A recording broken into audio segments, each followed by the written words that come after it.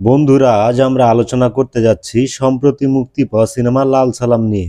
এই মুভিতে মুখ্য চরিত্রে অভিনয় করেছে রজনীকান্ত। এটি একটি চমৎকার সিনেমা এবং এটি আপনাদের অবশ্যই ভালো লাগবে।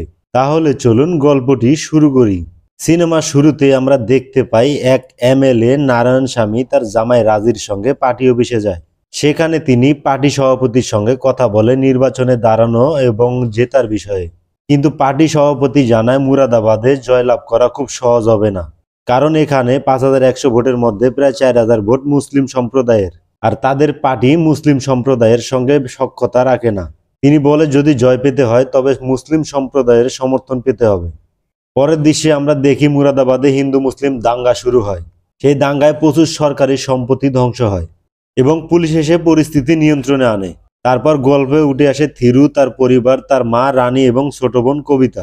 রাতে থিরু তার বন্ধুর সঙ্গে কথা বলতে বলতে জানতে পারে গ্রামের দাঙ্গার কারণে ৪ দিনের জন্য কারফিউ জারি হয়েছে, তবে তার মা ও বোন নিরাপদে আছে। থিরু এবং তার বন্ধুদের কথা শুনে বোঝা যায় হিন্দু মুসলিম সংঘর্ষের পেছনে থিরুর হাত আছে। পরে পুলিশ এসে থিরুকে গ্রেপ্তার করে। এরপর গল্পে আমরা দেখতে পাই এই দাঙ্গার কারণ কি এবং কিভাবে তা ঘটেছে। ৬ মাস পরের দৃশ্যে দেখানো হয় থিরু জেল থেকে জামিনে ছাড়া পায়। সে বাড়ি ফেরে, কিন্তু তার মা দুঃখে দরজা বন্ধ করে দেয়। রাতে তার বোন গোপনে তাকে খাবার দেয়, কিন্তু থিরু তা খায় না। পরের দিন তার মামা সত্যমূর্তি তাকে বুঝিয়ে সুঝিয়ে খাবার খাওয়ায়। যদিও তার মা রাগে দরজা বন্ধ করে রাখে, তবুও তিনি থিরুকে ভালোবাসে। পরবর্তীতে থিরু তার প্রেমিকা নন্দিনীর সঙ্গে দেখা করে এবং নন্দিনীকে অনেক বোঝানোর পর নন্দিনী তার প্রতি রাগ কমিয়ে নেয়। দুজনে একসঙ্গে বিভিন্ন জায়গায় ঘুরে বেড়ায়। কিন্তু রাতে ঘুমানোর সময় থিরু অতীতের কিছু দুঃস্বপ্ন দেখে চমকে ওঠে। এখান থেকে সিনেমার গল্প আমাদের থিরু এবং শামসুর শৈশবের গল্পে নিয়ে যায়। মুরাদাবাদে ২টি ক্রিকেট দল ছিল। একটি হলো এমসিসি, যেখানে হিন্দু খেলোয়াড়রা খেলতো। অন্যটি হলো 3 স্টার, যা মুসলিম খেলোয়াড়দের দল। এমসিসি প্রায় সব ম্যাচে জিতত। এই জয়ের পিছনে মূল ভূমিকা ছিল থিরুর। 3 স্টার দল বারবার হেরে যায়। এরপর শামসুদ্দিন নামে একজন নতুন খেলোয়াড় শামসুকে দলে আনে। শামসু খুব ভালো ক্রিকেটার এবং তার প্রশিক্ষক ছিল কপিল দেব।